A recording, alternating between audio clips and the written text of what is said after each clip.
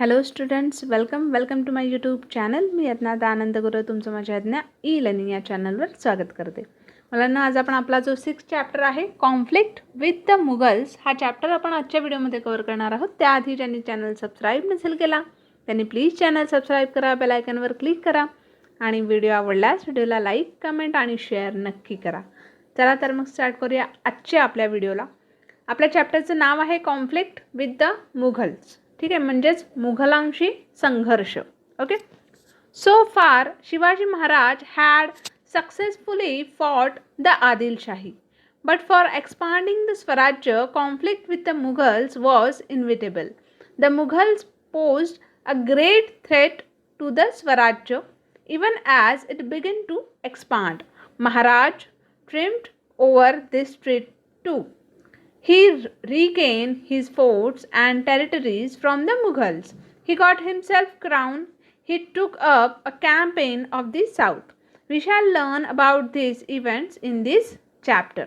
आता आत्तापर्यंत काय झालं की शिवाजी महाराजांनी आदिलशाहीशी यशस्वीरित्या संघर्ष केला होता, पण स्वराज्याचा विस्तार करताना मुघलांशीही हा संघर्ष अटळ होता हे नक्कीच ठरलेलं होतं. आणि स्वराज्याचा विस्तार होऊ लागताच स्वराज्यावर मुघलांचे संकट आले. महाराजांनी याही संकटावर मात केली आणि मुघलांकडून आपले किल्ले आणि प्रदेश जे होते ते परत मिळवले. त्यांनी स्वतःचा राज्याभिषेक करून घेतला. दक्षिणेकडील मोहीम हाती घेतली. त्याच्यानंतर या सर्व घटनांची माहिती आपण या चॅप्टरमध्ये घेणार आहोत. शाहिस्तेखान इन्व्हेन्शन म्हणजेच शाहिस्तेखानाची स्वारी. In February 1660, Shaista Khan left from Ahmednagar and entered the Pune province. He ravaged the territory of the Swarajya by sending small units of his army to the neighboring areas. He encamped at Chakan. Firangozi Narsala, the Killedar of the fort of Chakan, offered a strong resistance to Shaista Khan's army. Finally, the Mughals captured the fort of Chakan. म्हणजे काय झालं की February 1660 मध्ये शाहिस्ते खान अहमदनगरवरून निघून पुणे प्रांतात आला. त्याने आसपासचा जो प्रदेश होता त्या प्रदेशात लहान लहान सैन्यांच्या तुकड्या पाठवून स्वराज्यातील प्रदेशाची जबर हानी केली आणि चाकणच्या किल्ल्याला वेढा दिला. चाकणच्या किल्ल्याचा किल्लेदार फिरंगोजी नरसाळा याने त्याच्या सैन्याचा तीव्र असा प्रतिकार केला, परंतु शेवटी त्याने चाकणचा किल्ला जिंकून घेतला. Then Shaista Khan set up his camp at Lal Mahal in Pune, where Shivaji Maharaj had lived in his childhood. Khan sent his forces in the regions around Pune, and these forces looted the people. 2 years passed, but he would not think of leaving Pune. Naturally, this had an adverse effect on the people's morale. In these circumstances, Maharaj drew up a bold plan. Shivaji महाराजांचे बालपण जेथे गेले कुठे तर पुण्यात, right.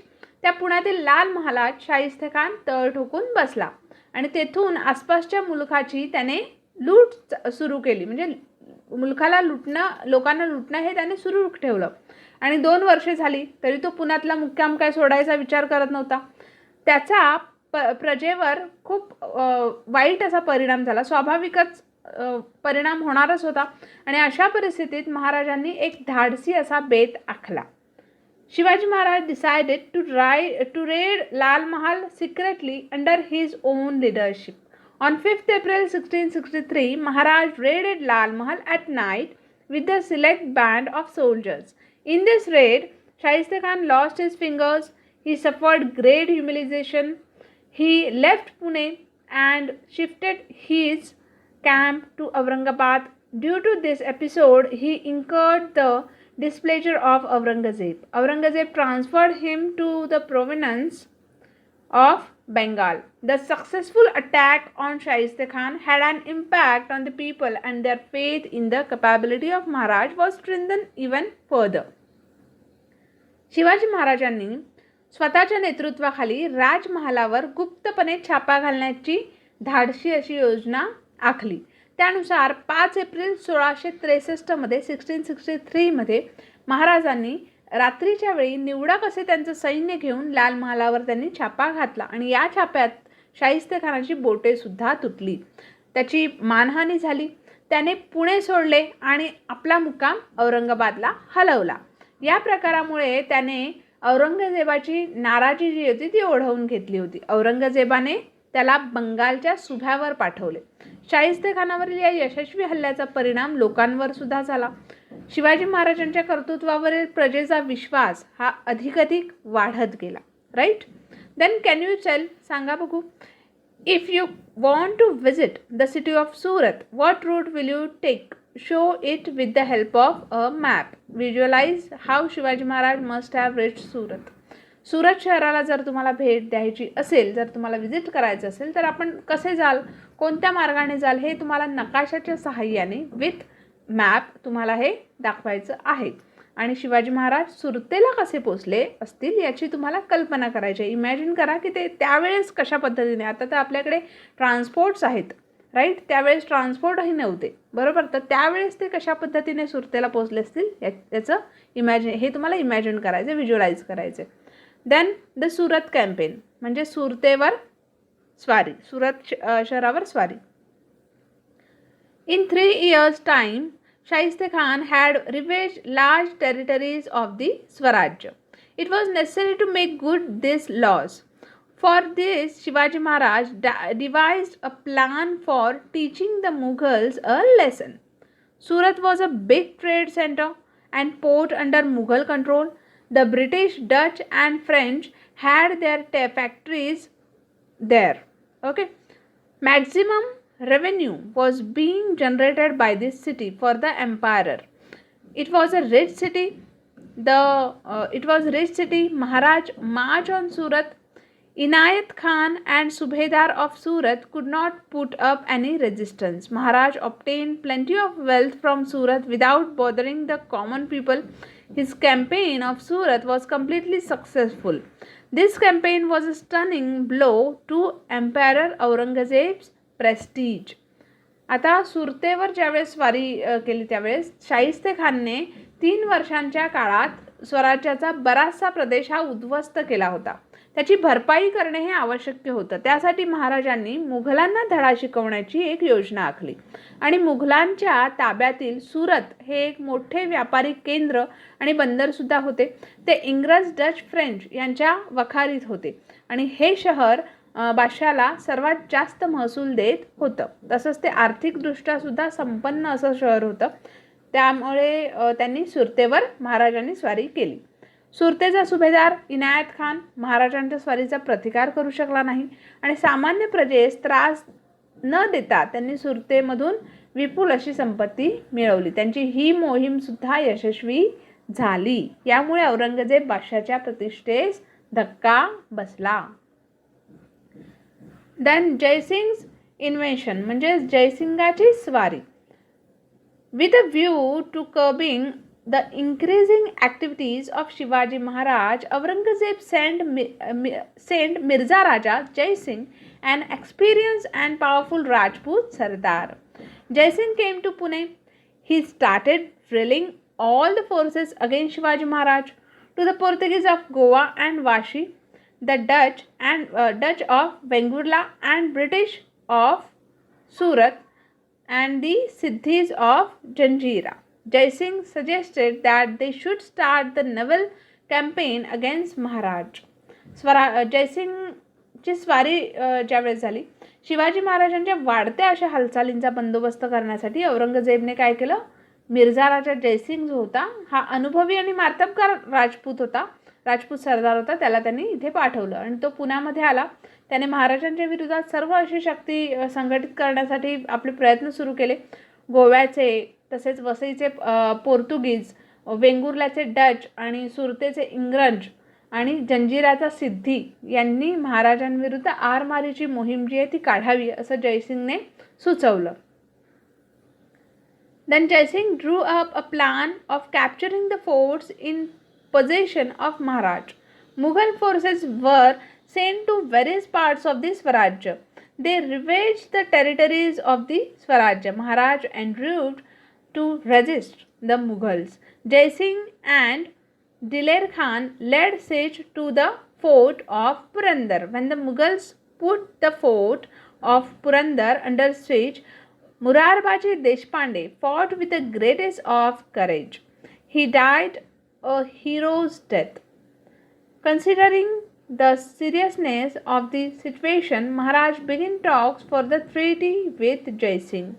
He met Jai Singh personally. A treaty between Jai Singh and Maharaj was signed in June 1665. It is known as the Treaty of Purandar. In accordance with the terms of the treaty, Maharaj gave to the Mughals 23 of his forts and the adjoining territories, yielding an annual revenue of 4 lakh anns. He also assured the Mughals of help against the Adil Shahi. The treaty was ratified by Aurangzeb. Shivaji महाराजांकडील किल्ले हे जिंकून घेण्याचा बेत जयसिंगने आखला आणि स्वराज्याच्या विविध भागात मुघल सैनिकांच्या तुकड्या त्याने पाठवल्या. त्या सैन्याने स्वराज्यातील भूप्रदेशाची जी होती ती मोठ्या प्रमाणात हानी केली आणि महाराजांनी मुघलांना प्रतिकार करण्याचा प्रयत्न केला. मिर्झा राजे जयसिंग आणि दिलेर खानने पुरंदर किल्ल्यास वेढा दिला आणि पुरंदरच्या वेढ्याच्या वेळी मुरारबाजी देशपांडे यांनी आपल्या पराक्रमाची शर्थ केली, परंतु त्यांना सुद्धा वीरमरण आले. परिस्थितीचे गांभीर्य लक्षात घेऊन महाराजांनी जयसिंगशी बोलणी करण्याचा निर्णय घेतला आणि त्यांनी जयसिंगची भेट घेतली. जयसिंग व त्याच्या भोवतालचा वार्षिक 4 लक्ष होऊन जयसिंग आणि महाराज यांच्यात कधी तह झाला तर जून 1665 मध्ये. ठीक आहे. आणि या तहाला नाव काय दिलं होतं तर पुरंदरचा तह, ट्रिटी ऑफ पुरंदर. आणि या तहानुसार महाराजांनी मुघलांना 23 किल्ले आणि त्या भोवताचा जो वार्षिक 4 लक्ष होऊन उत्पन्न जो मिळत होता ज्या प्रदेशातून, तो प्रदेश त्यांनी दिला. आदिलशाही विरुद्ध मुघलांना मदत करण्याचे आश्वासन सुद्धा दिले आणि या तहास औरंगजेबाने मान्यता दिली, त्याने रेटिफाईड केलं. Then gather information, find out how Shivaji Maharaj escaped from his house arrest at Agra. म्हणजे ते शिवाजी महाराज आग्रा येथे औरंगजेबाच्या नजरकैदेतून कसे निसटले याची माहिती मिळवा. ठीक आहे. Then Agra visit and escape. आता आग्रा भेट आणि सुटका. After the Treaty of Purandar, Jai Singh launched a campaign against the Adil Shahi. Maharaj helped Jai Singh, but this campaign of Jai Singh was not successful. Jai Singh and Aurangzeb felt that Shivaji Maharaj ought to be kept away, at least for some times, from the Deccan politics. Jai Singh proposed to Shivaji Maharaj that he should visit Agra and meet the emperor. He guaranteed the safety of Shivaji Maharaj. Shivaji Maharaj set out for Agra. He was accompanied by Prince Shambhaji and a few of his trusted people who were ready to risk their lives for him. आता आग्राची भेट आणि आग्र्यावरून सुटका बघा कशा पद्धतीने झाली. पुरंदरच्या तहानंतर जयसिंगने आदिलशाही विरुद्ध मोहीम हाती घेतली आणि महाराजांनी जयसिंगास मदत केली. तथापि त्याची ही मोहीम यशस्वी झाली नाही. त्यावेळी महाराजांना काही काळ तरी दक्षिणेच्या राजकारणापासून दूर ठेवावे असा विचार जयसिंग आणि औरंगजेब बादशाह यांनी केला. या विचाराला अनुसरून जयसिंगने महाराजांनी बादशाहच्या भेटीस यावे असा प्रस्ताव महाराजांपुढे ठेवला. त्यांच्या सुरक्षितेबद्दलची सुद्धा त्याने हमी दिली. त्यानुसार शिवाजी महाराज हे आग्र्याला निघाले आणि बरोबर त्यांनी कोणाला घेतलं तर संभाजी राजे हे त्यांच्याबरोबर होते. त्याचसोबत विश्वासू आणि त्यांच्यासाठी जीव देणारे जे निवडक असे सहकारी होते ते सुद्धा त्यांच्यासोबत होते. Then Shivaji Maharaj reached Agra. Aurangzeb did not treat him with due honor at his court. Maharaj gave vent to his rage. The emperor then put him under house arrest. Under threat by this action of the emperor, Maharaj devised a plan of escaping from his house arrest. The adroitly escaped from Agra and reached Maharashtra safely after a few days. He reached Rajgarh.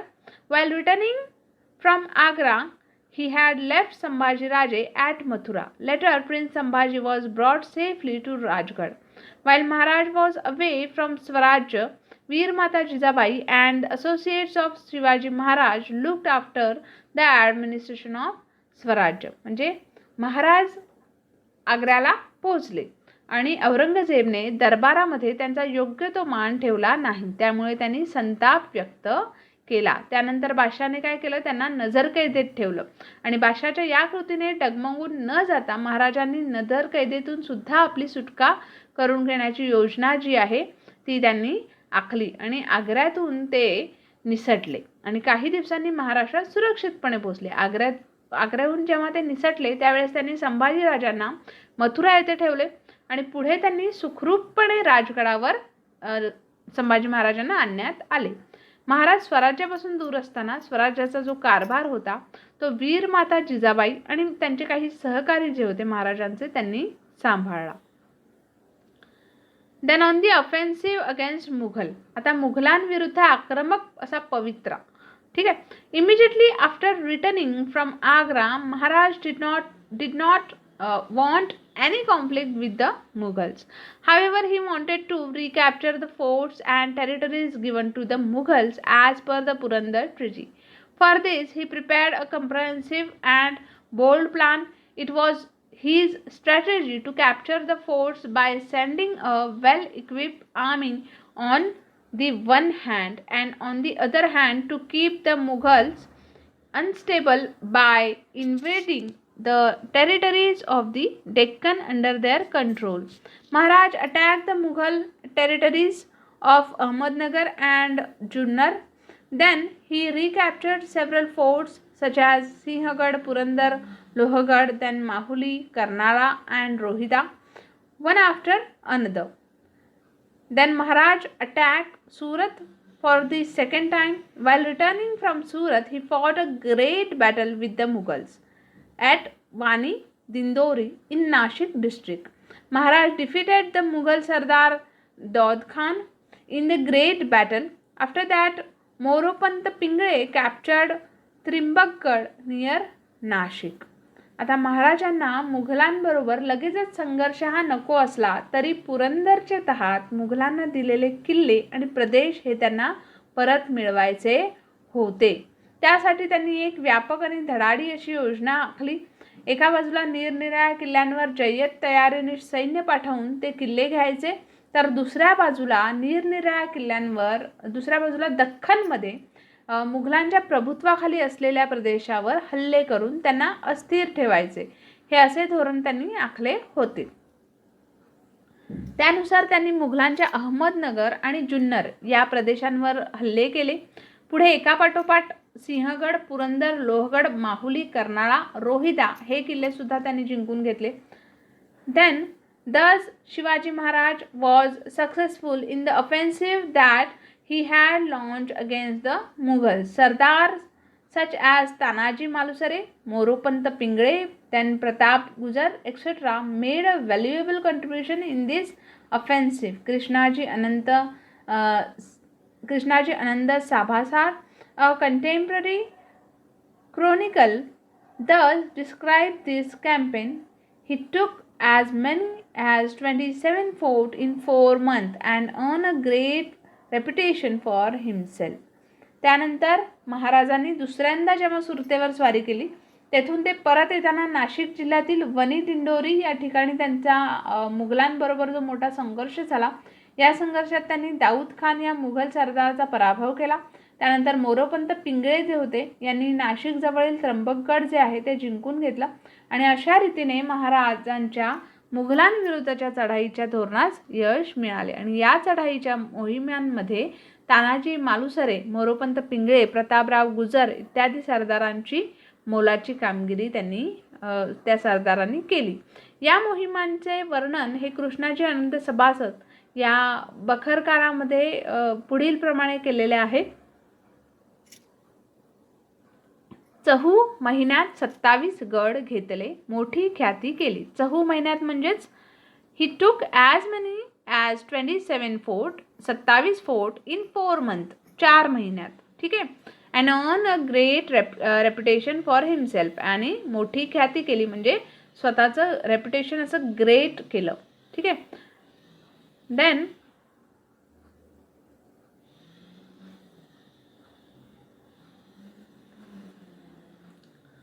Coronation. Okay, आता coronation म्हणजेच राज्याभिषेक. ठीक आहे. The founding of the Maratha Swarajya involve a relentless struggle for over 30 years. Maharaj realized that now it was necessary for the Swarajya to win general recognition as a sovereign independent state.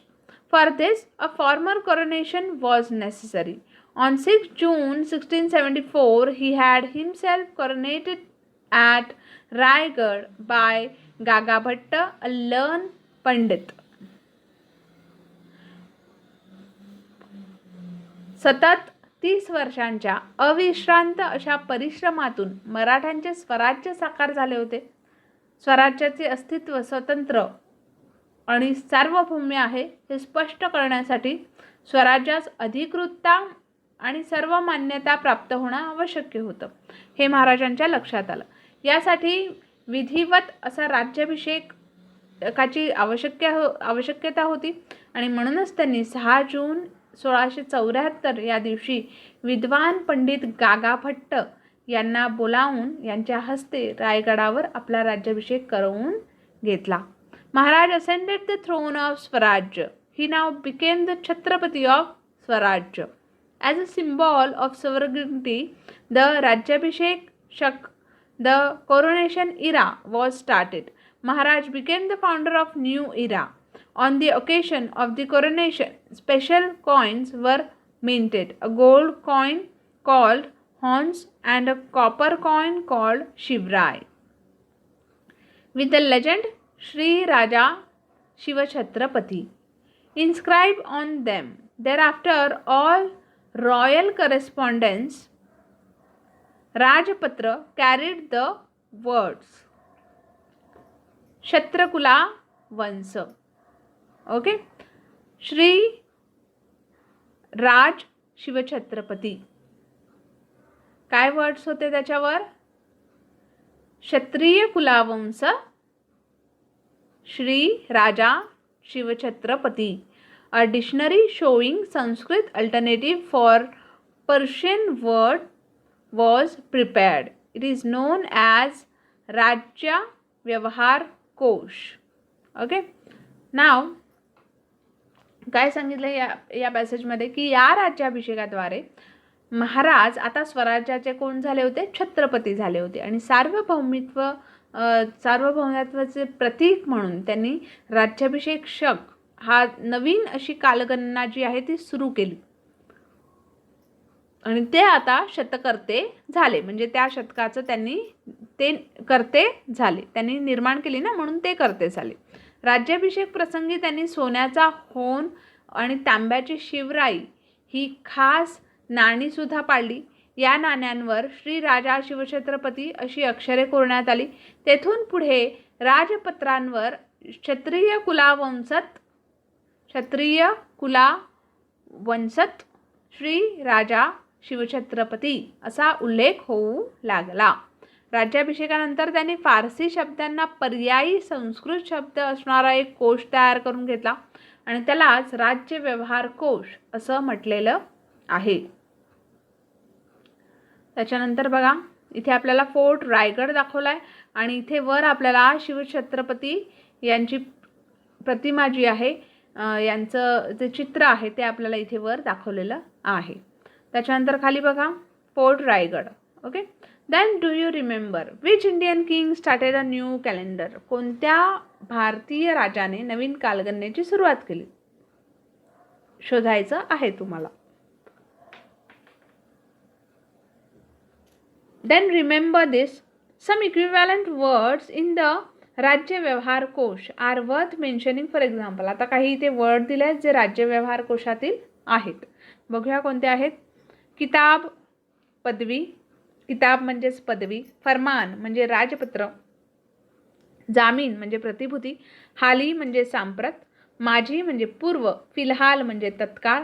वाहवा म्हणजे उत्तम, वकूब म्हणजे प्रज्ञा, बेवकूफ म्हणजे मूढ, दस्तपोशी म्हणजे हस्तस्पर्श, मुलाखत दर्शन, कदमपोशी पादस्पर्श म्हणजे पायांना स्पर्श करणे, देन झूट म्हणजे मिथ्या, कौल नाका म्हणजे अभय, देन फतेह विजय, फिर्याद अन्याय वार्ता, शिलेदार स्वतुर्गी.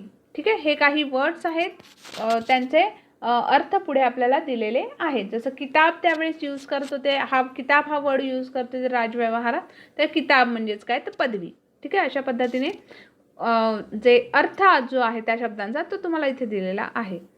The coronation of Shivaji Maharaj was a revolutionary event in the history of medieval India. While explaining the importance of this event, Sabhasad, a contemporary chronicler, writes it was no mean achievement for the Maratha king to become a such great Chhatrapati. मध्ययुगीन भारताच्या इतिहासामधील शिवाजी महाराजांचा राज्याभिषेक ही एक क्रांतिकारी घटनाच होती आणि या घटनेचे महत्त्व सांगताना सभासद म्हणतो की मराठा पातशहा एवढ्या छत्रपती झाला ही गोष्ट काही सामान्य झाली नाही. ओके, नंतर बघा पुढे काय सांगितलंय. Shortly after this, on 24th September 1674, Shivaji Maharaj had his second coronation performed under the guidance of Nishalpuri Gosavi, where there were two traditions of religious ceremonies in India, Vedic and Tantric. Maharaj honored both the traditions and had two coronation ceremonies performed. 1674 मध्ये म्हणजेच 24 September 1674 मध्ये महाराजांनी अल्पावधीतच निशलपुरी गोसावी यांच्या मार्गदर्शनाखाली तांत्रिक पद्धतीने राज्याभिषेक करवून घेतला आणि भारतात वैदिक आणि तांत्रिक अशा धर्मकृत्यांच्या दोन परंपरा अस्तित्वात होत्या. त्यांचा आदर करून त्यांनी दोन्ही पद्धतींनी राज्याभिषेक करवून घेतला. देन डू यू नो, तुम्हाला माहीत आहे का, Prince Sambhajiraja was 17 years old at the time of coronation of Shivaji Maharaj. He has described the coronation ceremony in the treatise Buddhabhushan. It is based on his own experience. Without measuring or counting, plenty of money, clothes, elephants, horses were donated to the great scholars who had come to attend the coronation ceremony from different regions. Thus, Shivaji Maharaj spread his fame in different directions. म्हणजे संभाजीराजे जे होते, संभाजीराजे हे 17 वर्षाचे होते ज्यावेळेस शिवाजी महाराजांचा राज्याभिषेक झाला आणि त्यांनी बुधभूषण हे जे ग्रंथ आहे ते राज्याभिषेकाच्या समारंभाचे वर्णन करते ते त्यांनी लिहिलं. ते त्यांच्या स्वतःच्या अनुभवावर आधारित आहे. छत्रपती शिवाजी महाराजांच्या राज्याभिषेक महोत्सवाच्या वेळी निरनिराळ्या प्रांतातून जे श्रेष्ठ विद्वान आले होते त्यांना वजनमाप किंवा मोजदाद न करता विपुल धन देऊन तसेच वस्त्रे, हत्ती, घोडे यांचे सुद्धा दान करून संतुष्ट त्यांना करण्यात आलं. अशा प्रकारे छत्रपती शिवाजी महाराजांनी आपली कीर्ती निरनिराळ्या दिशांना विस्तारली. ठीक आहे. Then do you know, an extremely valuable and grand throne was made for the coronation of Shivaji Maharaj. There were 8 bejeweled pillars on each side of the throne. The throne, made of 32 mun of gold, had been stuffed with precious jewels. Learn about the unit mun from your teacher. आता काय सांगितलं त्यांनी की शिवाजी महाराजांच्या राज्याभिषेकासाठी अत्यंत मौल्यवान आणि भव्य असं सिंहासन बनवण्यात आले होते. सिंहासनाच्या 8 दिशांना 8 अशी रत्नजडित स्तंभ होते. 32 मन सोन्याचे हे सिंहासन मौल्यवान रत्नांनी जडलेले होते. ठीक आहे. त्याच्यानंतर बघा the campaign of the south, आता दक्षिणेची मोहीम. ठीक आहे. 3 years after the coronation, in October 1677, Chhatrapati Shivaji Maharaj undertook a campaign of the south. He went to Govardhana ठीक आहे. He went to Golconda. There he had on the Qutb Shah. He there he called on the Qutub Shah. He entered into a treaty of friendship with him. Later Maharaj won Bengaluru, Hoskete in Karnataka, Jinji, Vellore, etc. fort in today's Tamil Nadu and some other territories of Adil Shah. He appointed Raghunath Narayan Hanmante, the chief administrator, to look after this conquered territories. राज्याभिषेकानंतर सुमारे 3 वर्षांनी October 1677 महाराजांनी दक्षिणेची मोहीम जी आहे ती हाती घेतली होती. गोवळकोंड्यास त्यांनी कुतुबशहाची भेट घेतली, त्याच्याबरोबर मैत्रीचा असा तह केला आणि पुढे महाराजांनी कर्नाटकातील बंगळुरू, होसकोटे तसेच सध्याचे तमिळनाडूमधील जिंजी, वेल्लोर इत्यादी किल्ले जे आहेत ते त्यांनी किल्ले आणि आदिलशहाचा काही प्रदेश हा त्यांनी जिंकून घेतला. त्यांच्या फौजेने तेथील प्रदेशाला काहीही त्रास दिला नाही. जिंकलेल्या प्रदेशाचा कारभार पाहण्यासाठी मुख्य कारभारी म्हणून रघुनाथ नारायण हनुमंते यांची नेमणूक केली.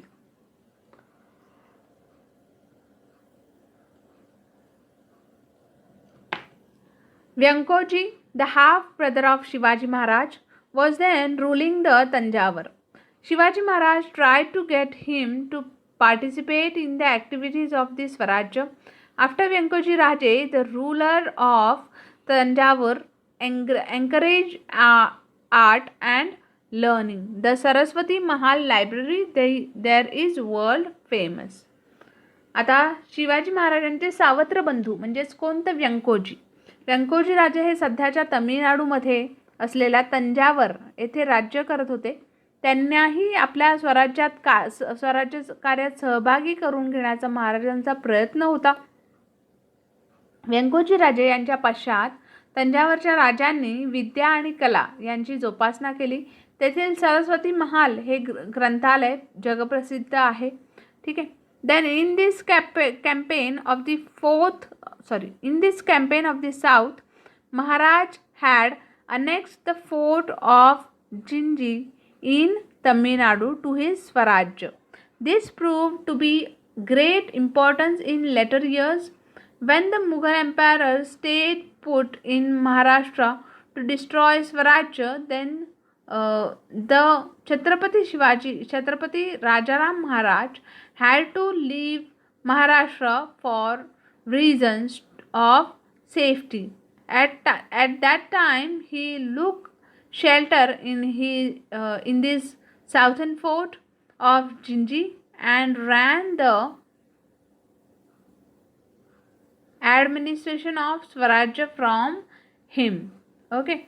दक्षिणेच्या मोहिमेत तमिळनाडूतील जिंजीचा किल्ला जो होता तो जिंकून तो स्वराज्याला जोडण्याचा शिवाजी महाराजांच्या कृतीला पुढील काळात निर्णयात असे महत्त्व आले. मुघल बादशाह औरंगजेब स्वराज्य नष्ट करण्यासाठी महाराष्ट्रात ठाण मांडून बसला होता. तसेच छत्रपती राजाराम महाराज यांना सुरक्षितेसाठी महाराष्ट्र सोडावा लागला. त्यावेळेस त्यांनी दक्षिणेतून याच जिंजी किल्ल्यावर आश्रय घेऊन तेथून स्वराज्याचा कारभार चालवला. Then soon after the victorious campaign of the south, Shivaji Maharaj passed away and Raigad on 3rd April 1680. His death at the age of 50 was a great loss for Swarajya. A great era came to an end. ठीक आहे. आता इथे काय सांगितले आपल्याला की शिवाजी महाराजांच्या या दक्षिण दिग्विजयानंतर थोड्याच अवधीत म्हणजे 3 एप्रिल 1680 रोजी त्यांचे रायगडावर निधन झाले. वयाच्या 50शीतली ही गोष्ट आणि वयाच्या 50शीतली त्यांच्या निधनाने स्वराज्याची अपरिमित अशी हानी झाली, जी हानी कोणीच भरून देऊ शकत नाही. एका महान युगाचा अस्त झाला. ठीक आहे. त्याच्यानंतर इथे बघा आपल्याला द समाधी ऑफ शिवाजी महाराजांची समाधी जी आहे रायगड येथे ती आपल्याला दाखवलेली आहे इमेजमध्ये. ठीक आहे. सो फ्रेंड्स, हा जो चॅप्टर आहे आपला हा इथेच कंप्लीट झालेला आहे. होप तुम्हाला आजचा जो व्हिडिओ आहे तो नक्कीच आवडला असेल. आणि ऑफकोर्स व्हिडिओ जर आवडला असेल तर चॅनलला नक्की सबस्क्राईब करा, बेल आयकॉनवर क्लिक करा, ज्यामुळे येणारे नोटिफिकेशन जे आहेत ते तुमच्यापर्यंत पोहोचतील. भेटूया अशाच नवीन व्हिडिओमध्ये. तोपर्यंत take care and have a good day.